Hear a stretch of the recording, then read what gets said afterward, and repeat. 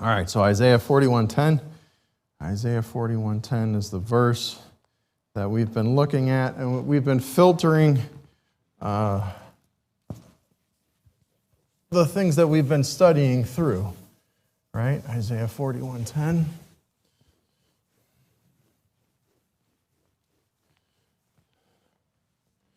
Very good. Peter, you got that for us? Can you read that, please?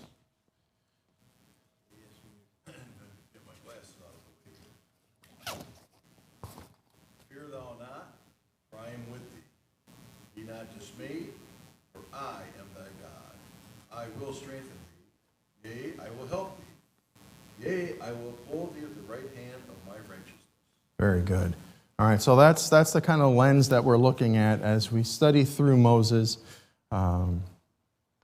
Last week before, this week continuing. That's the verse that we're going to look through. So if we flip over then to Exodus chapter 2, we're going to pick up where we left off. We're supposed to get into Moses' calling today, burning bush, all that. We got to lay a little groundwork first, so hopefully we'll have time to do all that. Exodus chapter 2, verses 11 through 15 is where we're going to be. And verse 11 starts off, "And it came to pass in those days, when Moses was grown, that he went out unto his brethren and looked on their burdens. And he spied an Egyptian smiting an Hebrew, one of his brethren. And he looked this way and that way, and when he saw that there was no man, he slew the Egyptian and hid him in the sand. And when he went out the second day, behold, 2 men of the Hebrews strove together. And he said to him that did the wrong, Wherefore smitest thou thy fellow? And he said, Who made thee a prince and a judge over us? Intendest thou to kill me as thou killedst the Egyptian? And Moses feared and said, Surely this thing is known. Now when Pharaoh heard this thing, he sought to slay Moses. But Moses fled from the face of Pharaoh and dwelt in the land of Midian, and he sat down by a well there." All right, so in verses 10... From verse 10 to 11. I don't know about you, but how many of you felt older this morning just trying to get ready for church and getting in here today? How many of you felt older? Right? All right, very good. And the reason for that is between verses 10 and 11, where we left off last week and when we came in this week, 38 years have gone by. Right? So that's why you feel older today. Right? So 38 years have gone by, and now we see that Moses, when it came to pass, Moses is grown now, right? So he's now 40. And what do we know, what do we see happening here with Moses? What does he know in verse 11? Right? So in verse 11, Moses is grown, and what's going on? Exodus chapter 2, verse 11. Say it again. Okay. Whose brethren? His brethren, right?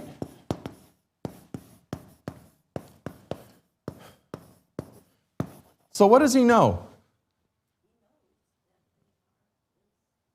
Yeah, he knows that those Israelites that are being, oppressed there, those are his brethren. So the people he's living with aren't him.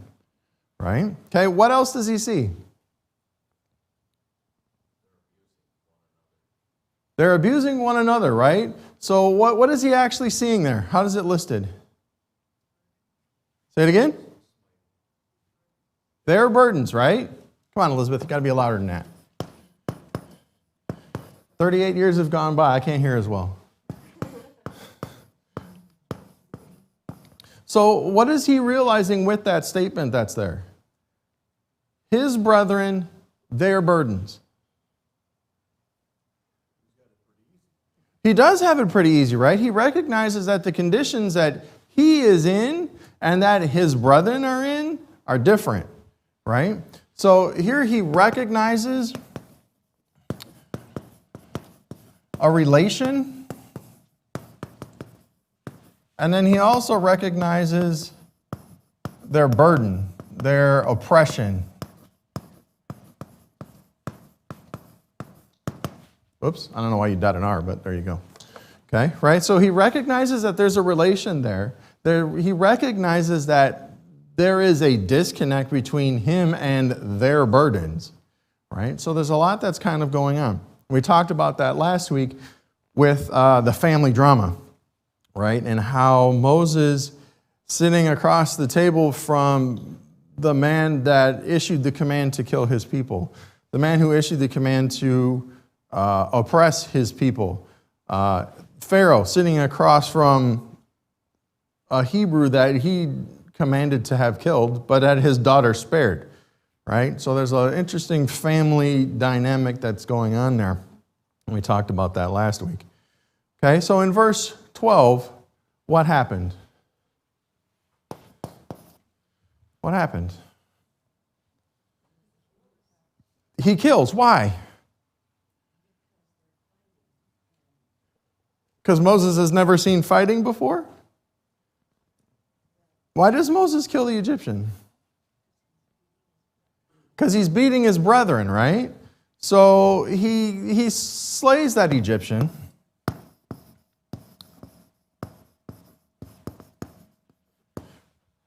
What's interesting in verse 12?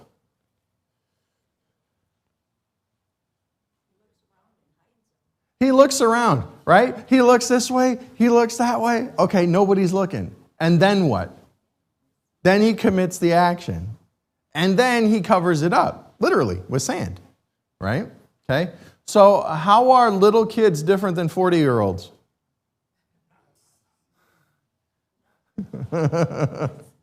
Tennis, right? Randy? Got bigger bodies, that's about it, right? The things that you train them in, if you don't train them when they're little, they're going to be just as dumb when they're big, right? It's just the way it is. Chuck? One difference between a child and the adult is learn to hide things. Learn to... Little kids do that too, Chuck. One thing when they're not. You should know that, Chuck. Little kids do that too. Yep. Right? So what's interesting, though, is why did Moses have such an extreme reaction, considering his position? Who is Moses? Where does Moses reside? Who does Moses have contact with?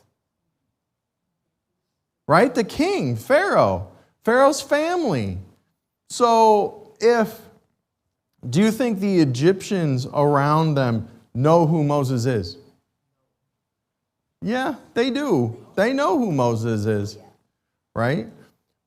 So why does Moses not use that influence and say, hey, look, knock it off? What's the Egyptian going to do? He has to obey, does he not? Otherwise, where does Moses go? Pharaoh. And once Pharaoh finds out, what happens to poor Egyptian? Right? He's done. But Moses doesn't do that. Moses doesn't play that. Moses goes straight to killing the guy. Why? Right? So there's an extreme reaction there.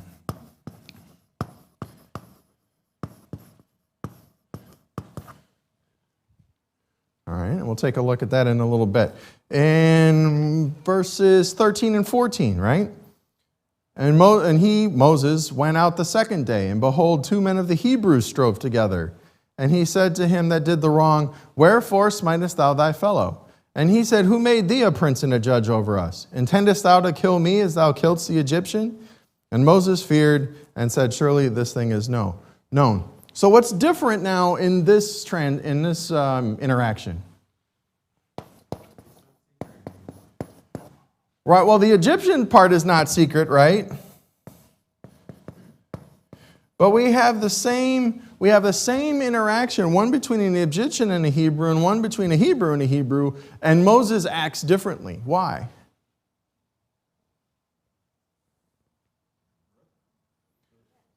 Right? These are brethren.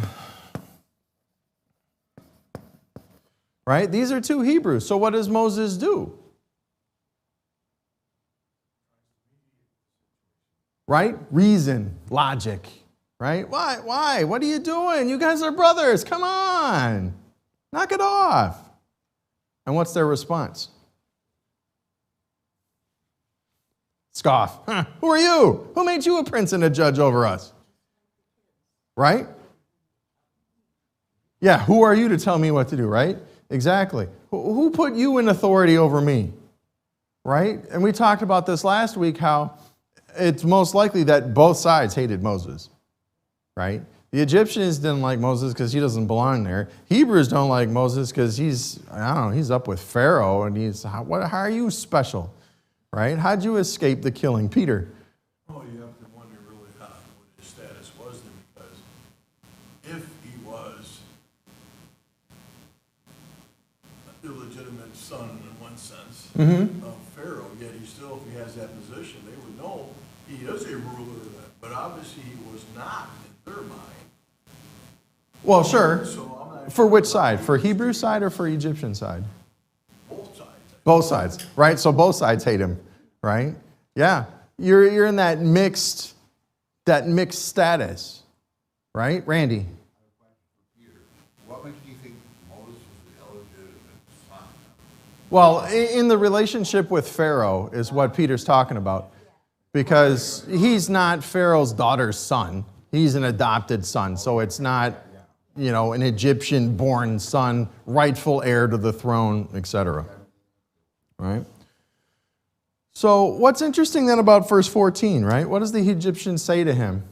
After the who are you part, what does he say? Yeah, do you intend to kill me the way you did the Egyptian yesterday? What does that tell you? Not much trust. What else? Who saw him?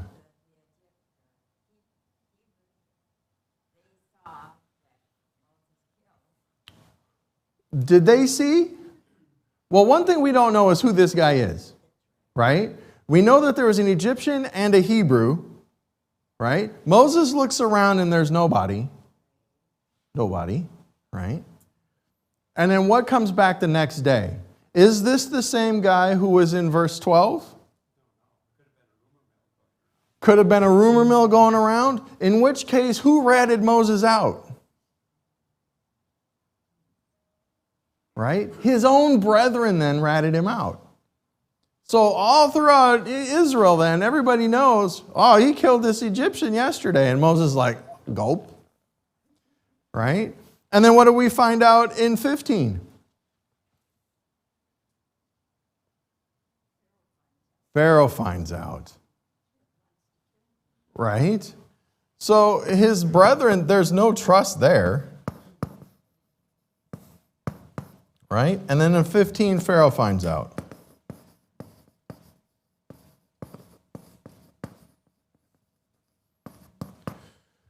Okay? So what's interesting about that with Christians today?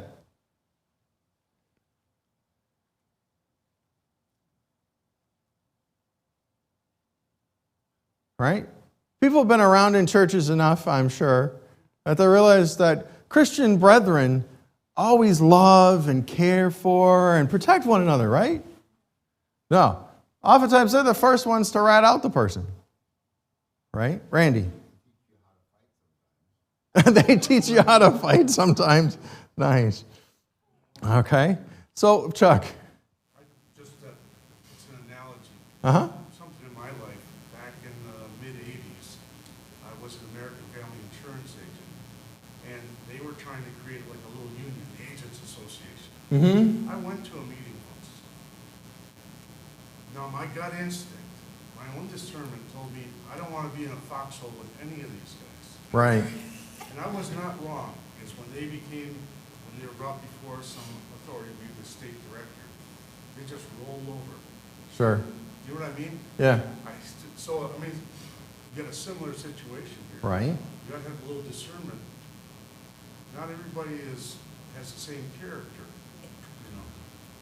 Okay. Chuck brings up a good point, right? Not everyone has the same character. Why not?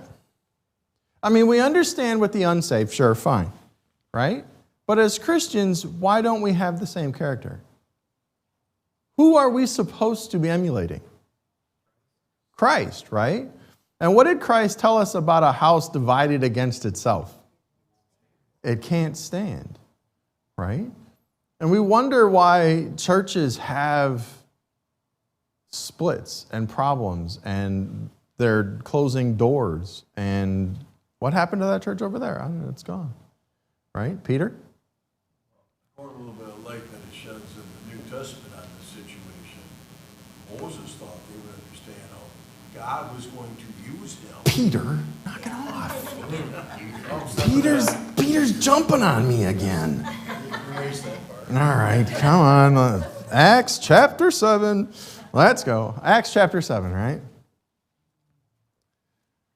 Acts chapter 7 is where we learn a little bit more about this, right? Acts chapter 7, verses 22 through 29. All right. It starts off, and Moses was learned in all wisdom of the Egyptians, and he was mighty in words and deeds, right? And we talked about that last week a little bit. And when he was full 40 years old, it came into his heart to visit his brethren, the children of Israel. And seeing one of them suffer wrong, he defended him and avenged him that was oppressed and smote the Egyptian. Well, that sounds familiar, doesn't it? Okay, that matches verse 11 of Exodus chapter 2 and verse 12 as well. Picking up in 26, let's jump down to 26. And the next day he showed himself unto them as they strove. So this is the part with the two Hebrews together, and would have set them at one again, saying, Sirs, ye are Christians. Oh, no, I'm sorry, brethren. Ye are brethren. Why do ye wrong one to another? Right? And that sounds just like what we've covered in verses 13 and 14. But he that did his neighbor wrong thrust him away, saying, Who made thee a ruler and a judge over us? Wilt thou kill me as thou didst the Egyptian yesterday? And then in verse 29, Moses flees again. Right? But the interesting part is what Peter was mentioning in verse 25 there. For he supposed. Right? Supposed is an interesting word there. He supposed his brethren would have understood how that God by his hand would deliver them, but they understood not. Okay? So here we have in Acts, he supposed. What does that mean, he supposed?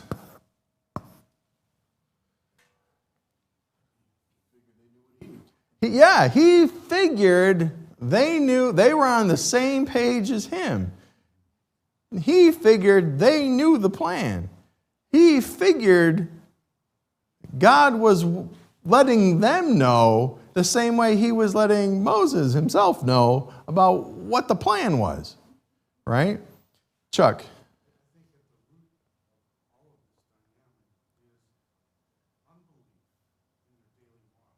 Whose? The Hebrews? Okay. Yeah, because they were walking with God. I'm sure some of them were, but I mean, they wouldn't be reliant on themselves. They'd be reliant on God, and they would probably see the possible handiwork in God putting this Hebrew in Pharaoh's house. It'd be speculative, but you know what I mean? If you're trusting in God, you don't strive that way. You become peaceful after a fashion. I'm not saying someone that trusts in God is not a warrior and can't fight, but it's a different thing. So you think after 40 years of being beaten down at this point, it's more than that, because we know that the 40 years from Moses was born till now, right? So it's at least 40 years of being beaten down and oppressed. You think maybe God deserted them? Yeah, sure. They were thinking they were living by their own devices. Okay. All right, very good. We'll take that. So where did Moses get his ideas from then? Because in 25 it says, he supposed that his brethren would have understood how that God by his hand. So if you have the Hebrew population, right, up in Goshen, right, and you have the whole Hebrew population, they know the promises of Abraham, Isaac, Jacob, Joseph, etc., right?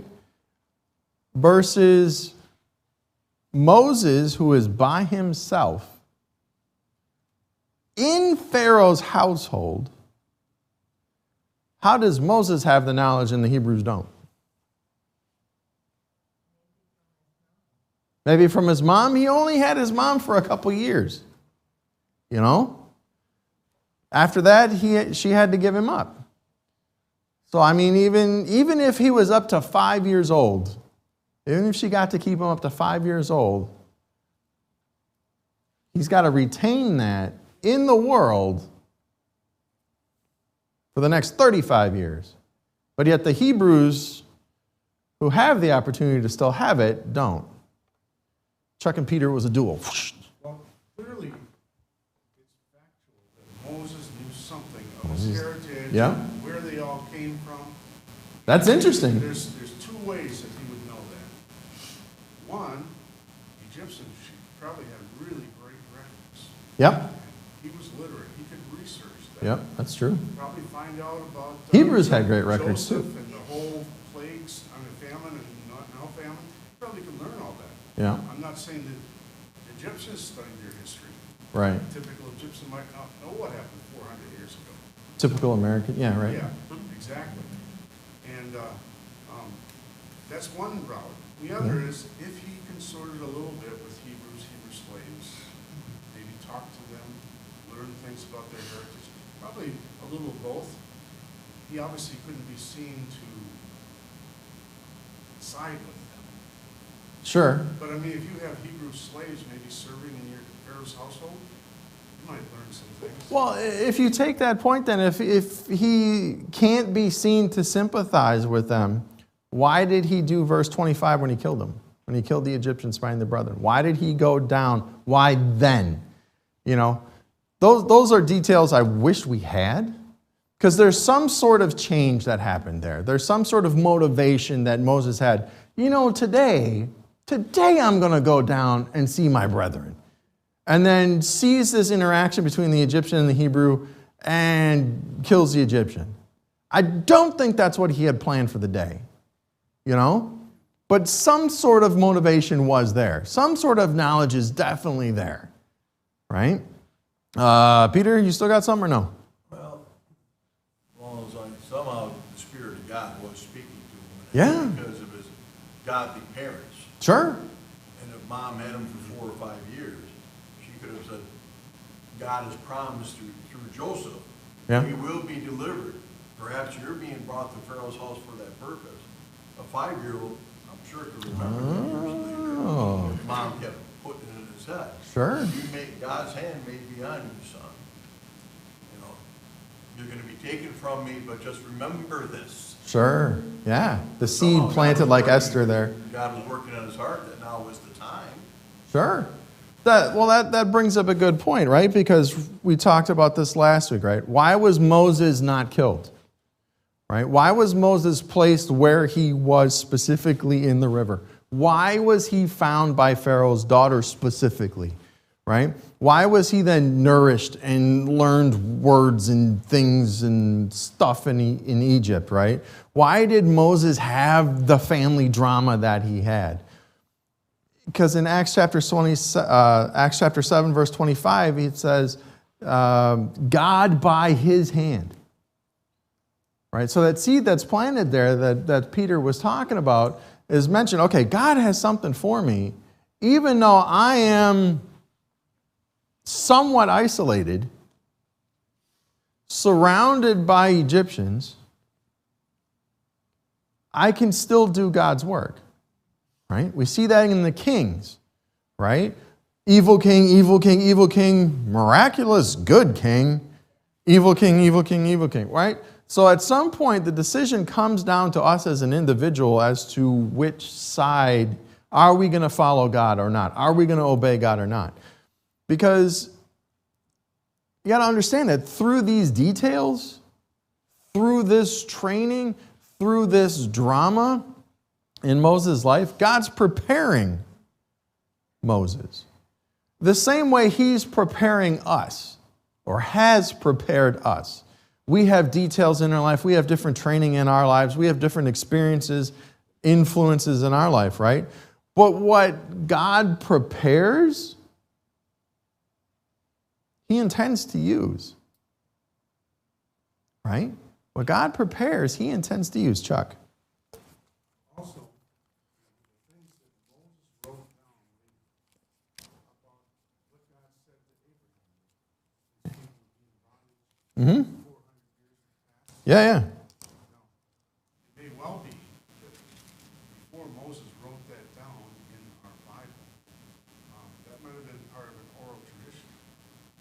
Sure.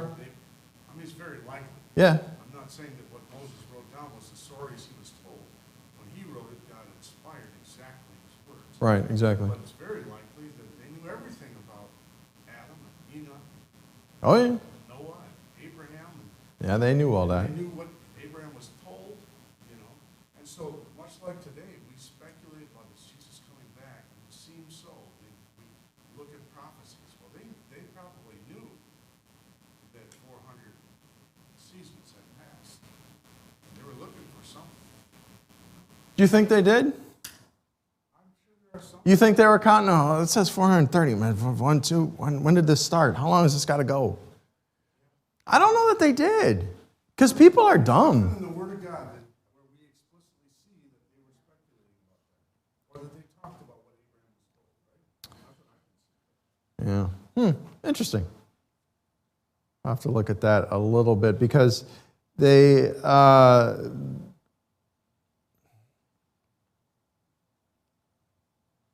a thought, Eric, because I would think they knew that.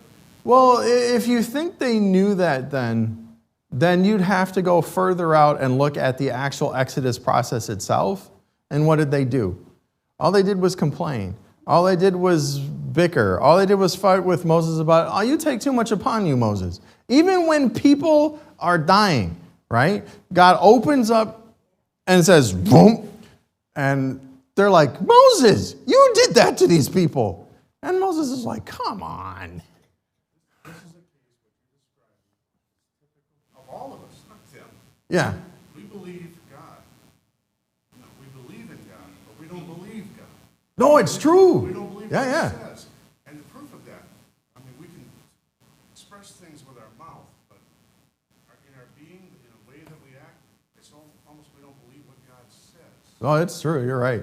Yeah, we don't believe what God says. Abraham, by contrast, was willing to slay Isaac, knowing what God had promised about Isaac. Yeah, He believed what God said. yeah. That he'd be able to raise him up again from the dead. It's like, because you've seen that before, right? Yeah. No, you're right. Good. 1 Thessalonians chapter 5, verse 24 says, faithful is he that calleth you, who also will do it. Right? And it goes back to our what God prepares, he intends to use, right? We see that in Jonah as well. God prepared a great fish, right? God prepared a wind. God prepared a worm. God prepared a gourd. All those things God prepares, God uses, right? Okay? So, do we always understand then God's will/timing then in our lives? Right? And that's an obvious no. And we see that here in Moses as well, right? Because he's like, look, Moses may very well have been able to research, okay, look, we're supposed to be in Egypt for so long, and then we get called out of this place. Look, God's put me in a place where I can do something about it. Let's take care of this thing and get it over with now. Right? Is that God's will? Yes, we know it was God's will, but is it God's timing? Right? Is it God's timing? And it wasn't. Okay? So there's those things. Are other people going to understand God's will and timing for your life? No. No, they're not. They're going to ask questions like, why aren't you? Or why did you? Or when is this going to happen? Or what's going on? Peter. Even the apostles with Jesus. Yeah. He said, it's not for you to know. Yeah. Some of these things, that's God's realm, if you will. Yeah. Isn't that great? Just follow along. Yep. Just follow along. I'll work it out. Meanwhile, we all know dealing with that is frustrating, right? We like to, okay, check. This is what's next. This is the next step. I like to know what's happening next. Let's work on this. Check it off. Move on to what's next. And God goes, no, wait, hold up. That's not the right timing. Guess what? I'm going to dump you over here for you to learn some more stuff for the next 40 years. We want to be in charge. We do want to be in charge. I think with Moses, he had all these abilities now given to him. But God was going to put him through 40 years of sheep. Isn't it interesting that he wants to, like you say, grab the spotlight here, but then when he's dealing with God at the burning bush, he's like, I don't want it at all. Like, I tried this. This is a mess. I don't want it. And God's like, it's you, pal. All right. Yeah, very good. If we go back to Acts or even Exodus, right, the verses where he slays the Egyptian, right, he's taking matters into his own hands there. How many times do we do that thinking circumstances and timing match up where they don't actually, right? Okay, instead he ends up having to flee. Exodus chapter 2, verse 15, he ends up fleeing to Midian. Exodus chapter 2. Exodus chapter 2, verse 15. Now when Pharaoh heard this thing, he sought to slay Moses, but Moses fled from the face of Pharaoh and dwelt in the land of Midian. Midian's like 200 miles away, just so you know. There, interesting tidbit, fact for the day. Midian is also a land of a son of Abraham, which is interesting. Abraham had a son Midian by Keturah, if you'll remember that, back in Genesis 25.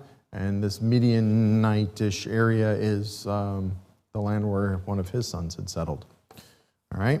In Exodus chapter 2, verses 23 through 25, then, it came to pass in the process of time that the king of Egypt died, and the children of Israel sighed by reason of their bondage, and they cried, and their cry came up unto God by reason of the bondage. God heard their groaning, and God remembered his covenant with Abraham, Isaac, and with Jacob, and God looked upon the children of Israel, and God had respect unto them.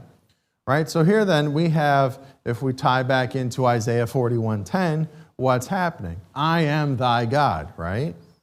Okay? God's hearing the cry of Israel. God's heard their groaning. God heard their stuff, right? Even if we go down to Exodus chapter 3, verses 6 through 10, when he's talking with Moses at the burning bush, moreover, he said, I am the God of thy father, the God of Abraham, the God of Isaac, and the God of Jacob. And Moses hid his face, for he was afraid to look upon God. And the Lord said, I have surely seen the affliction of my people, which are in Egypt, and have heard their cry by reason of their taskmasters.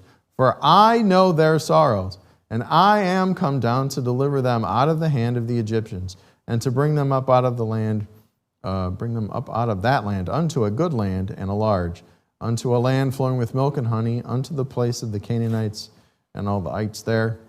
And it just goes on and says, I am the God. I'm the one. I have seen, I have heard, I know, and I will. Right? So, as we look at our lives in comparison with the Israelite lives, tying it into Isaiah 41:10, it's like, look, do we have the same God that they have? Yes. Right? That same God is our God. He saw their affliction. Does God see your affliction? Yeah. Right? He heard their cries. Does God hear your cries? Yes. Right? He knows their sorrows. Does he know your sorrows? Yeah. He delivered them. It says, I will deliver them. Will he deliver you? Yeah. Yeah, he will. Is it going to look the way you want it to look? No, it never does. Right? Okay. But he will deliver them. He will bring them out. He will bring you out. Right? And in verse 10, he lays out the plan. God goes to Moses, come now, therefore, I will send thee unto Pharaoh, that thou mayest bring forth my people, the children of Israel, out of Egypt.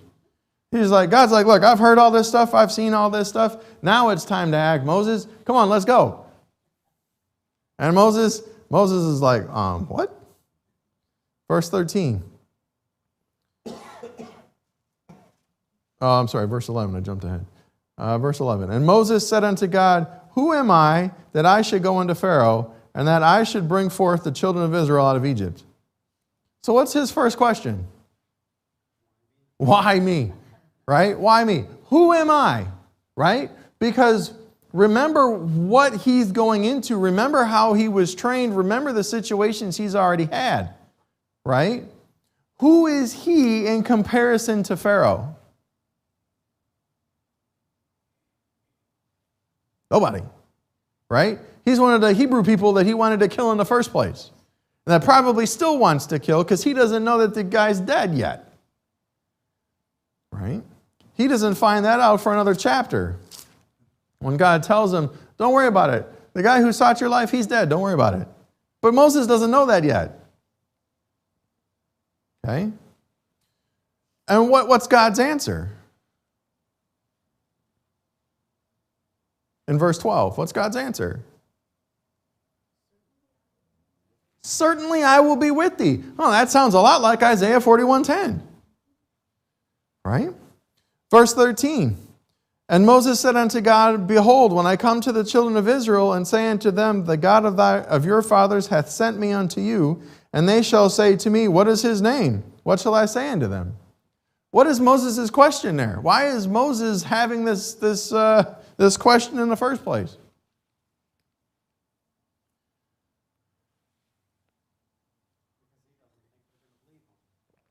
Would you?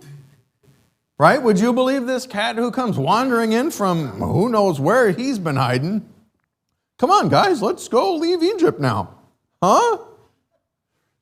That happens all the time. Chuck. It's a strange question, if you think about it. Moses says, they're going to ask, what is his name? Yeah. Maybe the meaning of the word name there might not be like Eric. Sure. Maybe it's not. It's meaningful how you reference God, how you think of who he is. Well, what is Moses' problem here? Yeah, but see, makes me think he knows those people, the Hebrews. Sure he does. And they didn't know God like they should have. And he knew that. They're going to say, what is his name? They don't want to just hear an answer, well, the God of Abraham. Right? They probably want something more. I don't know. It's a strange question, something to think about. What is the problem that Moses is trying to address? He's already seen this problem. What is the problem that he's trying to address? Exactly. Right? Because when Moses first appeared to the two Hebrews that were fighting, what was their retort to him? Yeah. Who made thee an authority? Right? So what is Moses trying to address right off the bat? Who am I saying sent me? Right? Because I know what they're going to ask. How do I fix that? How do I address that? Okay. And then God goes into his, in verse 14, God said unto Moses, I am that I am. And he said, thus shalt thou say unto the children of Israel, I am hath sent me unto you. And God said, moreover unto Moses, thus shalt thou say unto the children of Israel, the Lord God of your fathers, the God of Abraham, Isaac, and of Jacob, hath sent me unto you. This is my name forever. This is my memorial for all generations. And then it goes on through 17, continuing there, about what the plan is, right? But what is God addressing? Peter. I was thought a couple paragraphs back. Okay. All right, backtracking. Okay, who am I to go before Pharaoh? Mm-hmm. Well, he knew exactly what Joseph said to his brethren. In the Egyptians' eyes, shepherds are worthless. Well, who did God make Moses now? A shepherd. Yeah, And he's bringing him before Pharaoh. This guy's nothing to Pharaoh. you're right.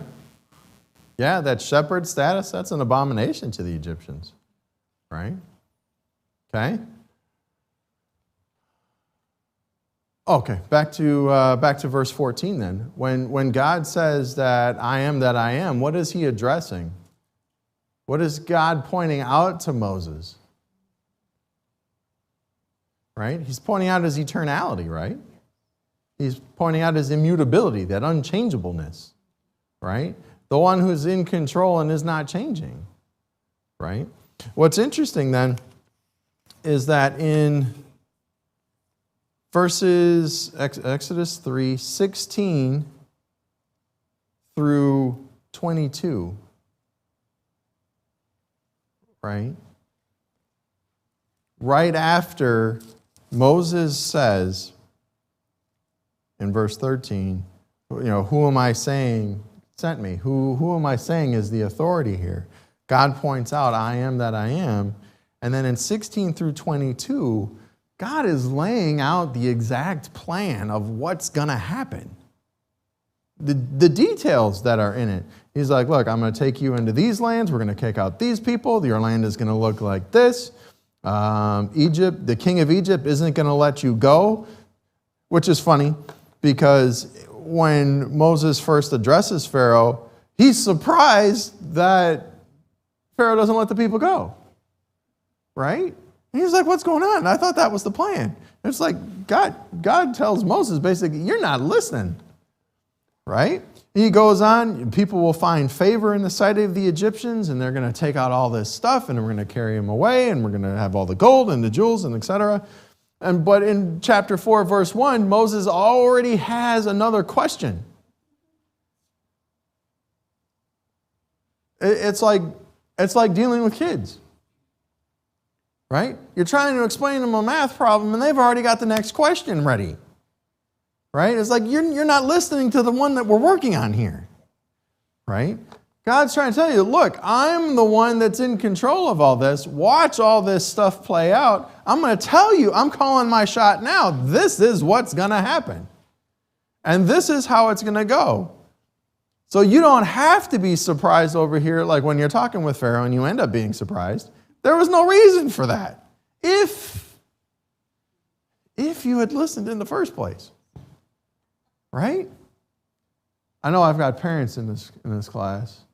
How many of you have ever had that situation with your kids where if you had just listened to me, you wouldn't be in this mess? Right? Right? I told you so. Right? We love those words. Right? That's what's going on here. And God's laying this out, and God's talking to Moses, and Moses is not hearing any of it. Right? And that's the way we are. Right? God's trying to get us to do stuff. God's trying to correct us. God's trying to mold us. God's trying to shift us. God's trying to work with us. And we're like, la, la, la, la, la, la. But God, I have a question. Right? Oh, man. I have a question. Right?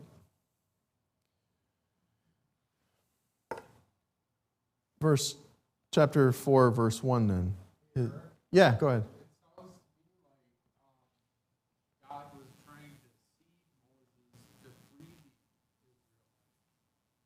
He was trying to what? Oh, plant the seed in his head kind of a thing? Yeah. Okay, yeah. It was either Peter or Chuck talked about the lack of faith, right? Not believing, right? It's funny here that the questions that Moses has, is Moses trying to iron out what's going on? Is God proving himself to Moses, or is God trying to prove himself to Israel? Who's got the bigger problem here? Moses or the Israelites? Moses does right now, right? Because the questions that he has are more, okay, look, God, I've had this situation come up before, and I don't want to do this again. How do we work around this? Right, look, God, I already tried this once, and I don't want to do it again. Right? Because he's like, with his questions that he comes up with next, is like, okay, well, what if they don't believe me? Then what am I going to do? Right? Well, I don't want to look dumb. Right? I've already done that. I don't want to do that again. Right? And he gives them the signs. And then in Exodus chapter 4, verse 10, God irons out all these things, and Moses is like, look, I'm not eloquent. I've got problems with speech. I'd send somebody else, right? And God's like, look, who made you? So the talents that you have, who gave you those? God did. The lack of ability that you have, Who gave you that? God did. Why?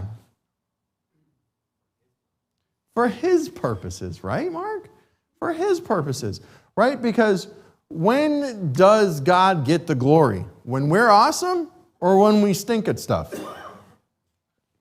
Right? When we stink and it still comes out right and God gets the glory for it, right? Because he's the one that's doing this work. Because in the plan, Exodus chapter 3, 6 through 10, I'm the God, I'm the one that heard, I'm the one that saw, I'm the one that knows, and hey, I'm the one that's going to bring him out. Moses, you just go talk to Pharaoh for me. That's all I need you for. And Moses is like, I don't want to do that. Right? And we see that in chapter 4, verse 13. He's like, okay, fine, God. I know you've got all the answers, but look, I don't want to. Send somebody else. I don't want any part of it. And then God gets mad with Moses and he ends up doing it. Right? And what's funny then is that with the eloquent part, he's like, fine, I'll give you Aaron. If you watch through the plagues as Moses is dealing with Pharaoh, right? The first one's Aaron is there. After that, Aaron's not even in the picture anymore. He's just kind of tagging along for like, wow, this is cool, you know. So Moses ends up doing what God wants him to do anyway. With that, however, we are going to have to end our epic adventure through God's word today. And so you are dismissed.